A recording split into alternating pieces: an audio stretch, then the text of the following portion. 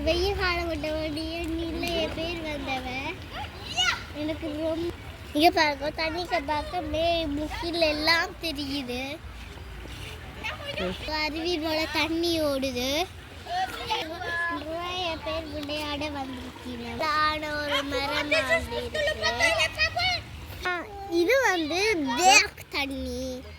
இது உள்ளுக்கு எங்க இருக்குதம்மா? மீனா பஞ்சு பஞ்சியா வந்திருக்கு. இது உங்களுக்கு பிடிச்சிருந்ததா? எனக்கு ரொம்ப ரொம்ப ரொம்ப பிடிச்சிருந்தது. நன்றி, வணக்கம்.